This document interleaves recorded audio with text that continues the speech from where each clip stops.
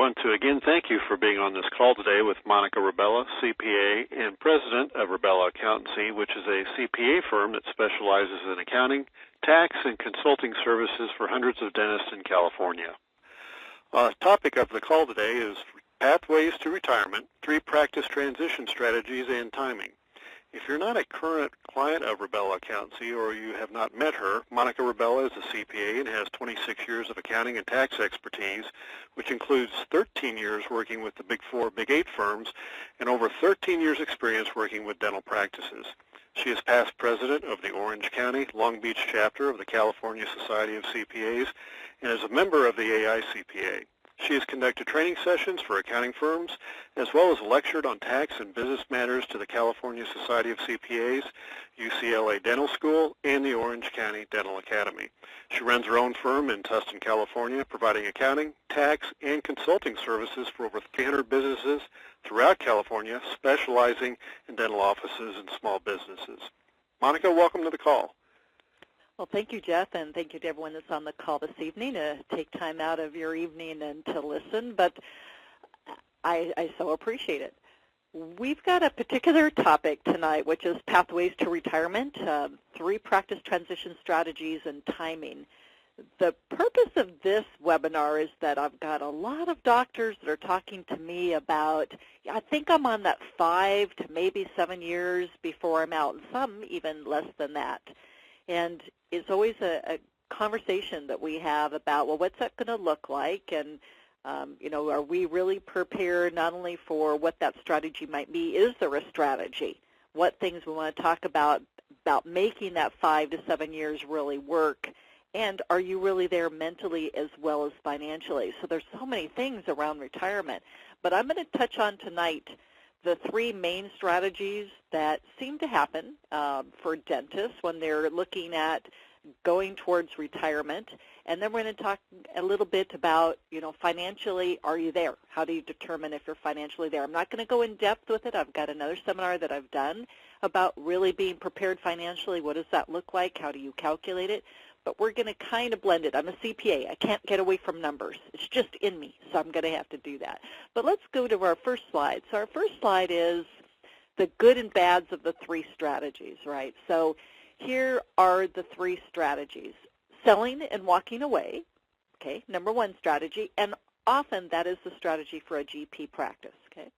Bringing in an associate to buy you out, another option, and retirement, partial to full retirement.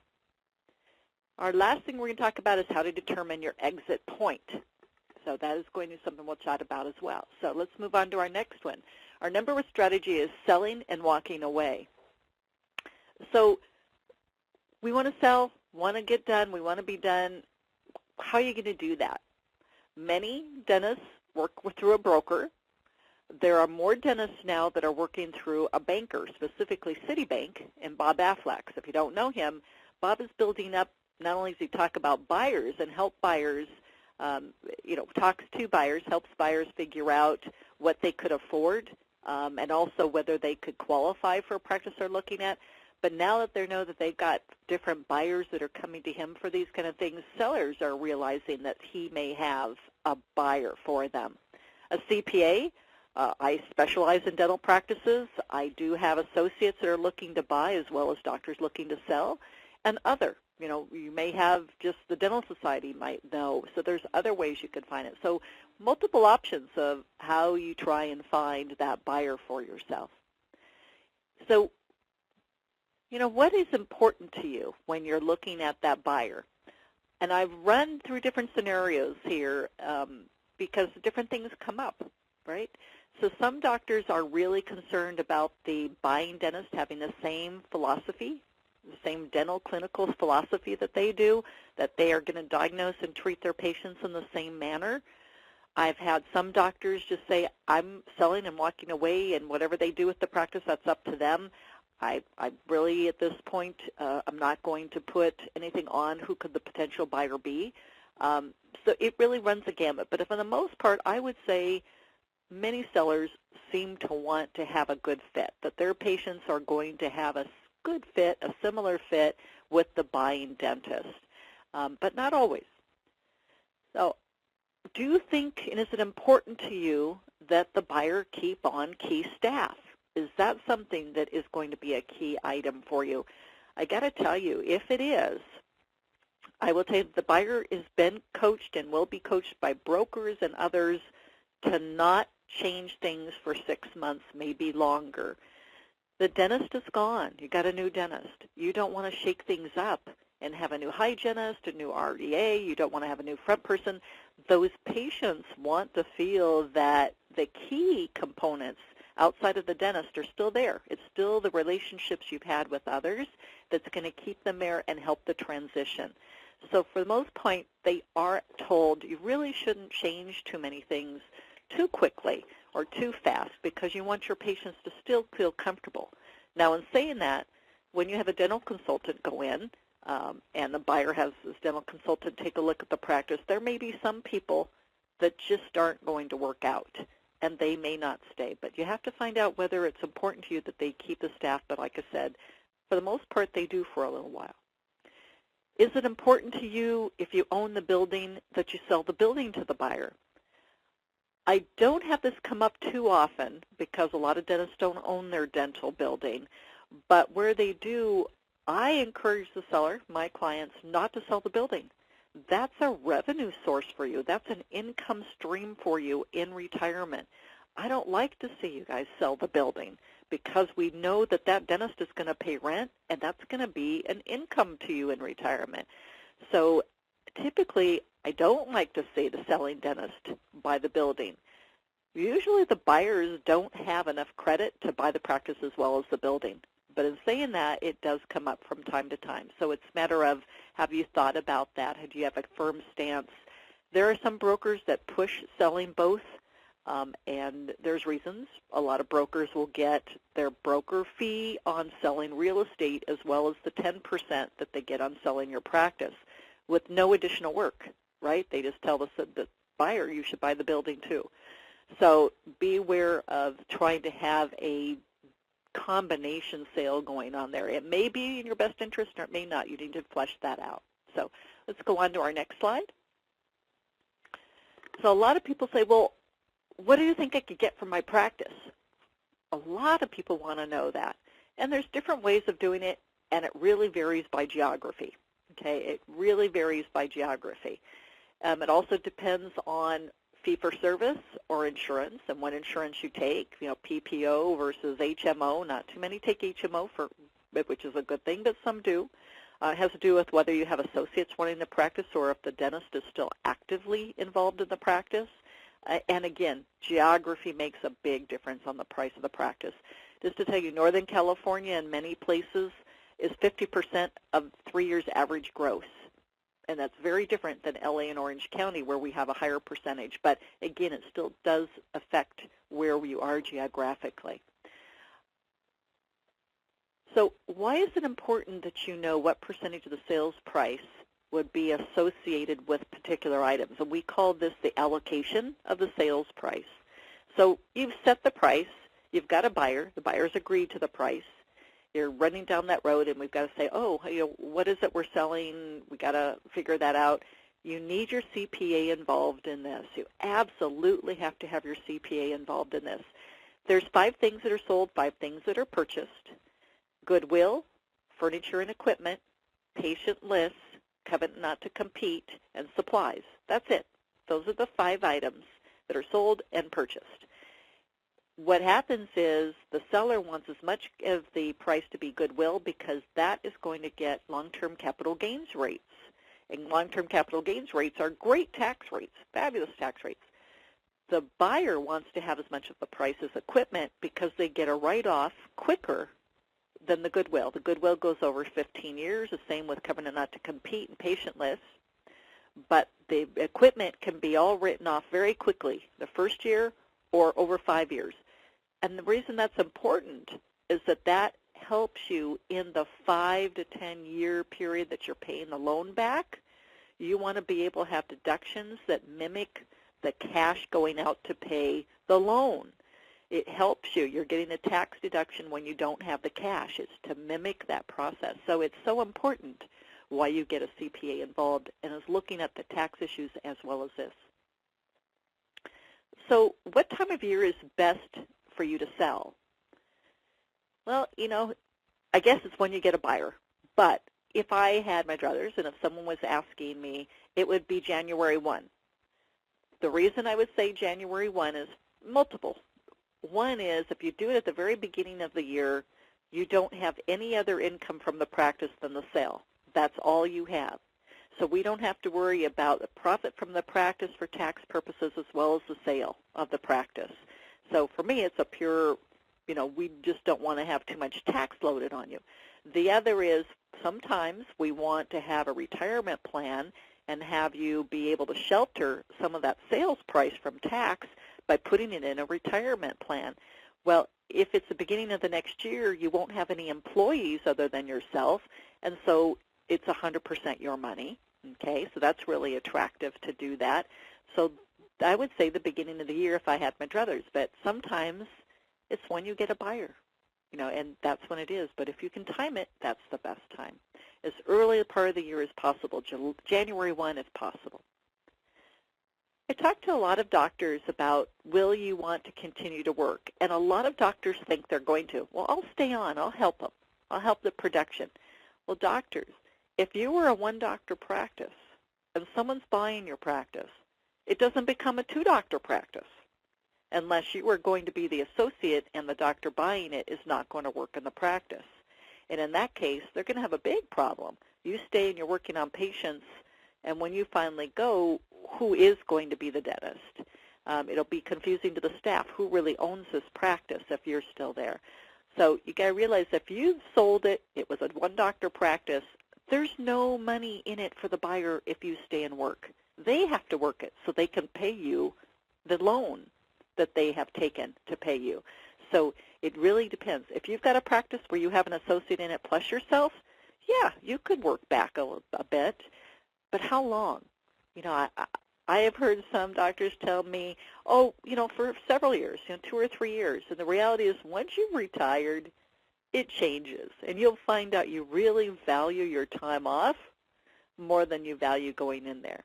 So sometimes it's a matter of, yeah, I can do it for a while, but, we want to take a 3-week vacation. Or we're going to go and do this next week. We need to have 4 days weekend. So it really comes down to once you get into that mode of retirement, it's not so much fun to go work anymore. You're happy with your time. Let's go to our next slide. Our next slide is, will you take 100% of the immediate amount or take a note? So there are 2 options when you sell a practice. You can have the buyer go get a loan from the bank, or you can say, gee, what's the interest rate I could charge? That might be better than if I got paid out what I would go and do with that money and make on the money in investing it. So sometimes there is a reason why the selling doctor would want to take a note. Now, in saying that, I don't encourage it. It's not the market practice. It's not what's happening now. There was a time in the 90s where dentists were taking notes. And the reason is that the banks were not lending like they are now. We've got Bank of America, Citibank, First Citizens Bank. We've got banks that are throwing money at the buying dentist. There is no need for the seller to take a note. Taking the note back is very risky. If the buyer decides to stop paying you, what are you going to do? Go and tell them you need the payment? Get an attorney, have to take them to court? That's expensive. That's really expensive, and still they may not pay. Just because you get a judgment doesn't mean they pay. What is your collateral? The equipment? Are you really going to go in there and take the chairs? I mean, there's not much value in the chairs. Could you take the practice back? Yes. That is one of the options on a note, is you could take the practice back. But again, you got to go to court, get an attorney. It's very expensive. It's not the norm. It's not the way things are. It's best to let the buyer go get a loan and just getting paid out because it just makes more sense. Tax-wise, tax rates keep going up. You could end up paying more tax down the road than what you would if you sold and you paid a lot of capital gains now. If you take it in a note, there's a lot that you have to take in the first year and get taxed, and then it's a matter of the tax rates in the future. So you could pay more. So we talked about the retirement plan. When you sell, we want to see if we can shelter it in a retirement plan where it's 100% your money because you no longer have employees. That's one of our top strategies. Management fee. So I have seen some arrangements, specifically in these specialty practices, where they are really going to mentor who's coming on. That part of the practice is structured as a management fee to be paid over a couple of years because there is mentoring. So we take a part of the sales price and we say, you know, we're going to make this income over the next couple of years. And one of the purposes is it is funding that retirement plan. So if it becomes income to selling dentist, now we have money to put in the retirement plan for a couple of years. And some retirement plans require that you have it for a couple of years. For the seller, it's income that could be sheltered. For the buyer, this is 100% expense for them. So there are times where this makes sense and it's a win-win on both sides. So there can be a way to structure the deal, which is a little unusual from the normal. Our next slide is bringing up a whole new strategy. So we got through the sell and walk away. Those are kind of the issues with the sell and walk away. You're done. What kind of considerations? What do we have to do with looking at the taxes? And how you might want to structure a little bit different about the payoff. Now we're going to talk about bringing in an associate. So I hear a lot of doctors saying this. It's like, you know, I'm 3 to 5 years out. I think I should just get an associate. If they're a good person, then I can sell to them. So I want to bring them on with this concept that if it works out, you know, they're the one. They're going to be able to buy it. It's great. This is good for a specialty practice, endo practice, an oral surgeon practice, you know, a perio practice, any practice where it's referral-based. You really need to bring an associate on first because your referral base needs to get comfortable with that person. The buyer needs to feel that they're going to continue to be able to have that stream of income, and you want them to be successful, doctor. You want them to be successful. So we want to make sure that that buying dentist is in there, the referral base is now really is seeing their work is being done by the associate's bringing in their own referral base. They need time to bring their referral base on. So it's a great opportunity for a specialty practice because face it, if you're an endodontist, an orodontist, a periodontist, if you're referral-based, there's not much to sell if you cannot guarantee that the referrals are going to keep coming. There's nothing to sell if you can't make it very comfortable that the referrals are going to keep coming. And the way that happens is good introductions, but also enough time for the associate to build that up themselves. So it's important. The downside of saying, I'll bring an associate in because I'm on a 3 to 5 year path, and if it works out that they're going to buy, it's a carrot. It's a carrot, doctors. And there are associates out there that just don't want to wait for the selling doctor to say when it is they're going to get around to sell. And what happens is the date keeps getting pushed out. And so that associate who might want to buy your practice and is working hard gets frustrated and finally goes on to something else or goes on to buy a practice because it keeps getting pushed out. It keeps getting pushed out. So it's the right associate at the right time. You have to be very close to getting done to bring that associate in so they know the timeline is in the near future. And you have to be clear on that time frame. You can't be wishy-washy. You really need to know what that time frame is. In a lot of GP practices, associates just don't work out to be the buyer. It happens all the time. It's very common that that associate just is not the buyer. There's a lot to tackle when you own a business, as you know, doctors. There's a lot of hats you wear. It's not the clinical. It's the managing the staff. It's managing the whole process. It's making sure production goals are kept. It's keeping your patients happy, the whole staff keeping them happy. There's a lot more to it, and some associates just can never get to that point. Some associates can't sell. They don't want to go get referrals. It's just not in them to do it. I had a client where in 7 years, an associate never brought any work to the business.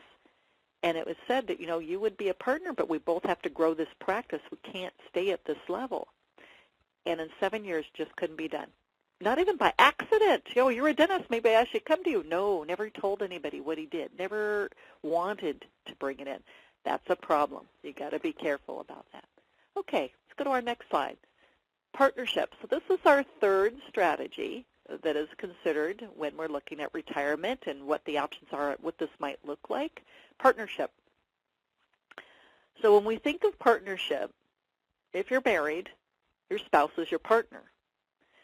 So you have to think of that in business as well. This is someone that has like thoughts for the business, is as motivated in building the business as you are. This person has to be an entrepreneurial spirit as you are. If not, then you need to be completely opposites. Partnerships that seem to work are those where one wants to manage the business and the other one is great at clinical and bringing in business.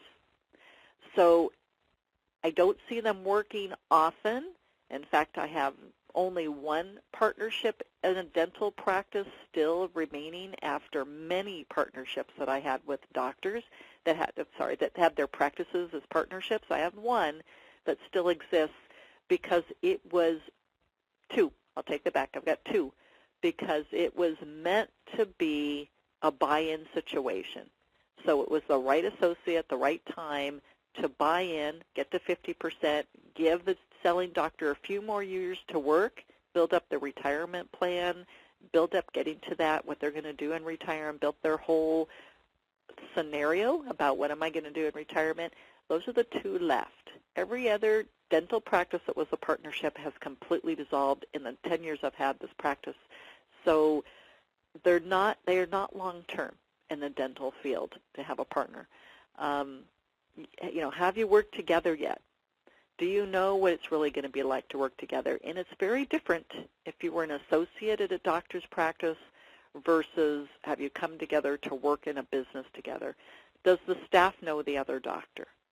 How do you think that personality is going to go with the staff? So if you already had a practice and you're going to bring a partner on, you're probably going to continue the management role. And that could be okay. But again, you have to have a motivated individual to build the business. They have to also want to build the business and be excited about it, because if not, they're not a partner. They're just an associate dentist. You have to have someone that's going to either relieve you from management burden or help build the business to be a partner. So I want to make sure that you look at it in that way. You have to have similar philosophies of running the practice or let one handle the management of it. But even in saying that, it comes a point where there's disagreements. So if you're thinking, I'll bring a partner on, or I want to go into partnership with this other person, there's a lot, and there's books that very easy book to read that I would recommend before you go down that road. The worst possible is to do it with a friend. The best way to make an enemy is to go in business with a friend, and it's absolutely the truth. There are so many things that come up that it just destroys a friendship that you have. So you have to be careful about it. Okay, the next thing about partnerships, the role in the office. We've talked about that. Is someone going to manage, and the other one is going to do clinical and help build the business. If you have the partnership and you've got an associate there, or you're going to bring on a partner, you need to set the buy-in up front. You need to set the price up front. You need to figure out what the time frame is up front. So if we're bringing a partner on, the percentage buy-in and the price absolutely is, you're going to bring a partner in, so you have to figure that out. The time frame is important if it's an associate that's moving up to the partner. How long is it going to be? Not only that, is that if it's going to be a 50% buy-in, but it's going to be over the next 5 years, 10% a year, that's the percentage. So you have to figure that out, what percentage you're going to buy in and from what time frame will that happen. Will the person ultimately buy 100%? The reason I bring this up is sometimes it's a big practice and it's a two-doctor practice, and the doctor buying in gets to 50% and realizes that's all they can produce, that's all they can really manage. They can't manage 100% business of the business with bringing an associate on, that it really needs to be an owner and not manage another employee or an associate. So you need to find out and chat through the process will this person ultimately buy the other 50% or have 100% ownership?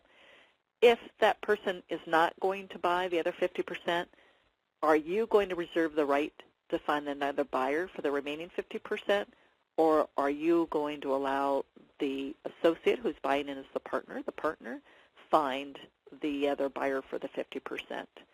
So definitely you want to think through some of these things before you get there. So those are the three strategies. We talked about selling and walking away. We talked about bringing on an associate, and we talked about the partnership. So those are really the three main paths to the transition process and how to do your exit. You know, those are the paths that we really see when someone's looking to retire. And it comes down to, do you want to be 100% out, or are you still phasing yourself out, right? Or do you get to the point where I'm completely done, I'm going to sell it all, or are you thinking, I just want to cut back and not work as hard, but I can't see not doing this, but I want to cut back some. So those are really the strategies and the reason that you have those other strategies. So our next slide, as I mentioned to you, is how to determine your exit point. How do you kind of figure out, yep, this is time?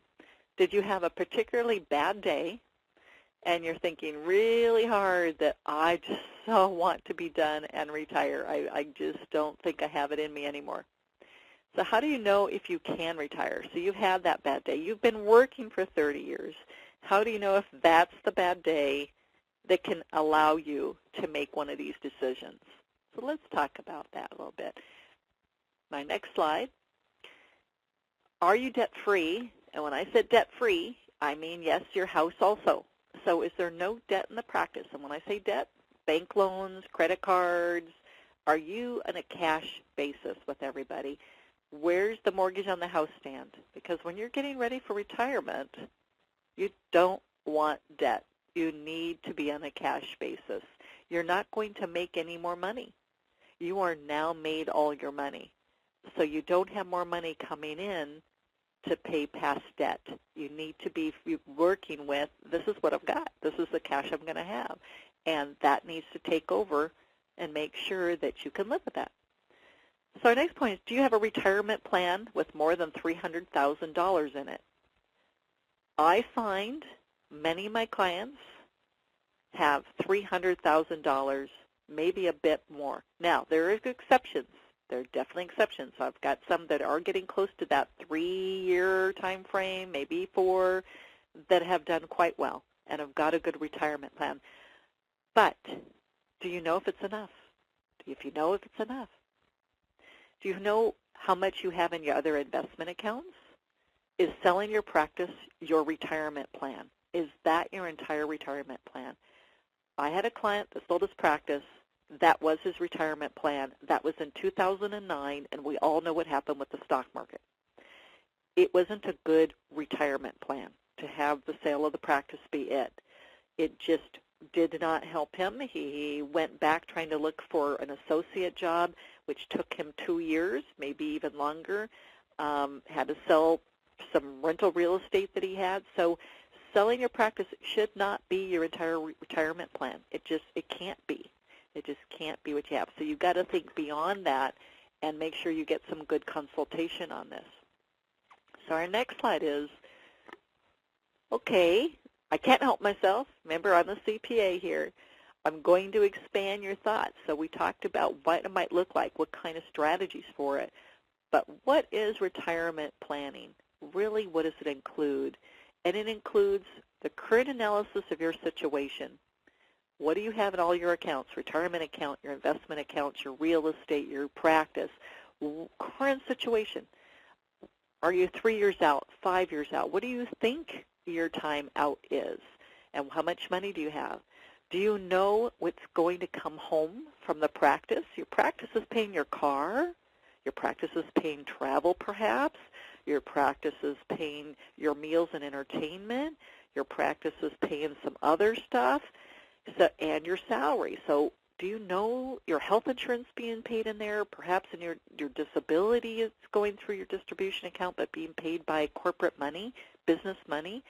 Do you know how much more expenses are coming home to the home budget? It's so important that we put that together. Target your retirement age. I've got some doctors thinking they're 5 years out, but when we put the numbers together, it's not 5 years, it's 10 years. It could be even longer than 10 years. And the biggest driver of the reason that it gets extended out is debt. Debt will continue to take out your retirement age to longer periods of time. So you've got to keep paying down your debt. You know, if you think you're getting close, if those bad days are adding up, you got to get towards that debt being paid off and understand your budget at home. So your age, when you're going to do it, your current debt situation, college funding. I've got some doctors that are getting so tired. Their back hurts, they're worn out. Mentally, they get worn out, but they've got kids in college still. I can tell you, you're probably not ready to retire if your kids are still in college. You know the cost of college these days. There isn't a university around outside of the Cal State system or the University of California system where you're not paying $45,000 for tuition. And when you add in cost of board and stuff, it's $60,000 a year. It's expensive for college education. Not something you can pay if you've retired. You need money still coming in to replace what you're going out, right? When you're retired, there's no more money coming in. It's all going out. So we got to think about that. And then the status of your retirement funding. You know, do you have to ratchet it up? Do you have to plan to put more into it so that you can retire in a time frame that makes sense? You know, more things to consider on retirement planning, our next slides. We talked about it, your savings and your investment account, your lifestyle. A lot of people want to keep their lifestyle in retirement, and that's absolutely fine. You just have to know, will you be able to, based upon what you have and what your debt is and what you're going to be able to but able to have in retirement as far as cash flow. So lifestyle is an issue. And as we get older, our lifestyle changes. You know, it may not be exactly the same. You may not be traveling as much. You know, things do change, so you have to think of that. Where will you live? I have people that tell me, well, we'll just downsize. So we'll take equity out of the house and we'll downsize. I think that's a great plan. A lot of people don't want a two-story home as they age because it becomes a little uncomfortable going up and down with our knees and other things. So downsizing is great. The kids are gone. They're grown. They have kids of their own. You don't need a big place. Here's what I say about that. You have to buy down, right? So there's people that say, well, we'll downsize. You might, but it may be in square footage only. It didn't in cost. And to actually downsize, the price has to go down. You have to have equity that you take out. So it comes down to geographically where you're going to live. It may not be different even if you go to a single story because the prices are equal, depending on where it is. So estate planning, do you have your trust and will? If you don't now, regardless of retirement planning, you should have your trust and your will. You need to have it, especially if you had kids. You absolutely have to do it. If you have a business, you have to do it. You've got to make sure those things are protected for your family. Long-term care and other insurance, definite considerations on how you're going to handle your long-term care. For most people that retire, will they have enough money for their health care is their number one concern.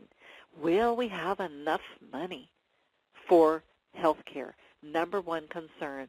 So it is something that you've got to think about. It's not only, okay, we could live on this amount per year and that's going to take us out. What about the unexpected expenses for health care? What about any other unexpected expenses? So definitely things to think about. So for our next slide, funding. Yeah, I told you, I can't help myself. I'm a CPA. We're going to get into some numbers here, but just a little bit. So focus on how do you know how much is needed. What I'm going to say, this is not when you're 3 years or 5 years out from retirement. It is a career-long process. of making sure you've put enough away, are saving it, put stuff in a retirement plan, so that is little by little, not in a hurry. Starting early is so important, starting early. So our next slide is determining your net worth. Okay, the reason I'm bringing up your net worth is really about where your liabilities are and really what you have in your accounts. So this is called a statement of net worth. You put down the value of everything you've got on the left of cash, savings, checking, your investment accounts, your stocks and bonds, your 401k, your retirement accounts, and yes, it would be your business. So other would be your dental practice. Okay, we put in there your home, rental properties, we put in your car, we put everything in there. It's really coming to what do you have and how much is it worth? On the right side, it's all the debt, including your mortgage. And when you take everything that you own and the value minus the debt, that gives you your net worth. Okay, that gives you your net worth, right? So cash minus expenses, that gives you how much cash you have left. It's kind of the same concept. Here's everything I own. If I liquidated it and paid off the liabilities, what am I left with in cash? That's the concept of net worth. So you want to start with that because we need to know what you have in all the accounts and where the debt stands, right? It's important. Our next slide, estimating your income needs at retirement. So I went through this last year with really getting into the numbers. And that webinar, by the way, is recorded. You can go back to it. But I'm going to take you through it real quickly. So here's the deal. When we have calculations we can do on this. We go through how many years till you want to retire. So we picked 10 on this as an example. And we said that we think that the growth rate on the retirement funds will be 5%. We think that inflation will be 2% per year. It's important to know how your investment monies are going to increase per year and what that's going to do to your expenses, right? Your expenses go up 2%. That eats it, and you have a real rate of return of 3, right? So number of years in retirement. So if you retire in 10 years and you've got 20, we're looking at someone that retires at 65 and will live to 85. You know, this is the concept of this one. The growth rate of investments during retirement, 4%. So before retirement, we did 5. We're doing inflation at 3 in retirement. Now we got an effective rate here of 1%. It's not a lot of growth. You're in retirement. You're not looking to put it in the stock market, right? So, and you got a tax rate of 35%. Now, I'd say the 35% estimated tax rate in retirement is probably high, but I'm looking at someone that's going to continue their lifestyle. We've got living expenses here and your annual needs of $150,000 a year. So that's what the lifestyle is, $150,000 a year. And we're using 80% of that because typically what you need to retire is 80% of where you are now. So right now the 150 is it, and we're thinking 80% in retirement. So that's where we are with that. So we're thinking 120, and then we put the rate of 35% at tax rate, so it comes up with, okay, if that's the tax rate and you need 120, then you really need to have income of 184. That's really where it needs to be because your 120 is cash that you need. So let's go to the next slide. So now we're putting in sources of income. So Social Security, and presuming that it'll continue for a while, we've got that in there. So we've figured out what your annual Social Security is going to be. The next level down is estimating, again, we took the 184, that's what you need to have because taxes have to get added back to what you're going to do. We put in your Social Security that you're going to take, so now we're coming up with where the money's going to be. So we take the 184, we do the Social Security, so your target here now is at 213. So we're a little bit higher because we've now put in the Social Security. We put in income from your investments at 17%, and we factored in all these other calculations in there with 20 years that you'll be in retirement. Again, we've got a 1% real rate of return between the expected rate of return plus the inflation. So we've come up with what you need based upon the dollars, targeted dollars that you want per year is $3.9 million. That's what you need to have that lifestyle, $3.9 million with these parameters. Now, we can always play with them. There's a lot of built-in calculations here, right? So is the tax rate right? Did we get the Social Security right? Did we really understand what you need, what your household needs are, and what your personal needs are, what the vacation cost is, all the expenses coming from the office? Did we get that right? Maybe we didn't get that right. So there's a lot of ways to play with this a little bit. Our next slide, now we're throwing in the sale of the practice in here. So I hadn't figured it at this point. Now we're figuring in the sale of the practice towards how much money you need to have based on those parameters to live. So I threw in here a $1 million practice, right? We think that you're going to be able to sell your practice for $1 million. We looked at what the total assets are in the retirement accounts. We've got 650, okay? That's what we anticipate is going to be in your retirement account and selling the practice at $1 million, okay? We took the $1 million of selling it, but we took it as a percentage of collections. Probably not the best estimate and need to refine this, but for purposes of the example, you can say we went from $1 million to $785. So we've got some money from the retirement account. We got some money from the sale of the practice. Remember, we're trying to get to 3.9. Our next slide, we're looking at how much money that you're saving. We're looking at, we are basically at 3.9 that you need to have.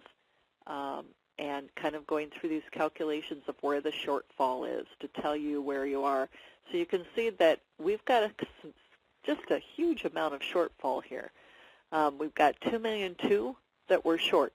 We got 700 and some for the practice, 650 that we've got in the retirement account. It leaves a big void that you have to fill. And you can see based on this calculation, it's almost $180,000 a year that you need to do in the next 10 years for retirement to make the dollar goal based on these assumptions. You can see it's huge. It's not insurmountable. If you have a good practice, the amount that you can put in your retirement account can be near that number a year. On a GP practice, it's a stretch. Sometimes we can get there, but again, it depends on the practice. If you don't have a top-producing practice, it'll be very hard to meet this. Again, remember, this is a lifelong and career-long process. Start early, but first is to figure out where you are. So there's a few more slides that I'm actually just, not going to do it. They're in here for your amusement that you can take a look at it because the numbers change based upon a selling price, based upon changing the rate of return. There's a lot of changes in the assumptions that we can make. So here's where we are. So we're in one of the last slides at the end.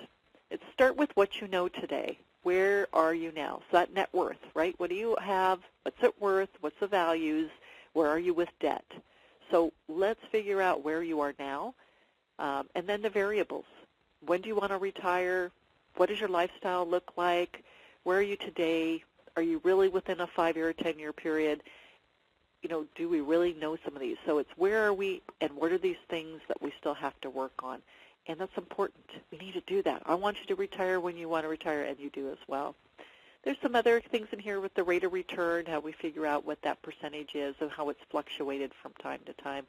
And again, kind of in there for your enjoyment. So I will point out that in my last slides here is that I would be happy to give you a free 1/2 hour second opinion on your strategy or just a second opinion on where you think you are. For my clients, it's something we should be talking about, and obviously, you're already there with me to get that half an hour to talk or whatever strategy we need to put together. Sometimes I put some calculations together, and there may be an additional fee to do that. Just depends on how many different scenarios we want to go through, how complicated it would be. But I encourage you, it sneaks up on us. You want to be prepared. Really, when we start our careers, we should be thinking about our end game. When are we going to retire, and what's that going to look like? It's from the beginning. It shouldn't be when we get to the end. And I know we get distracted along the way, but our end game is to be successful and retire successful, and it's something we need to start. But at the very least, let's assess it now. So that's the end of my slides. Jeff, do we have anybody that has on the line with questions? I'm going to open up the lines, Monica, and if you are listening live on the call tonight, just go ahead and state your question. We have also several people on the webcast. If you're listening on the webcast, in the bottom left-hand corner, you can click on the Submit a Question there in that box and send your question, and I'll check on that real quick. I don't see any questions, Monica. Again, if you're listening on the phones, you can ask Monica your question. Or if you're listening on the replay, maybe, Monica, what's the best way for them to get a hold of you if they're not listening tonight and they either want to call or email you? Absolutely. So if you would like to call, the phone number here at the office is 714-619-0667, 714-619-0667. If you would like to send me an email, my email address is M-R-E, B as in boy, E-L-L-A, so it's mrebella at Rebella, R-E-B-E-L-L-A, CPA.com, mrebella at RebellaCPA.com. Monica, I'm making one more quick check. I don't have any questions coming through. Again, I think you cover a ton of information. That's probably why. So we'll thank everybody for being on the call tonight. Again, you were with Monica Rebella, CPA, President of Rebella Accountancy. Tonight's call was Pathways to Retirement, 3 Practice Transition Strategies and Their Timing.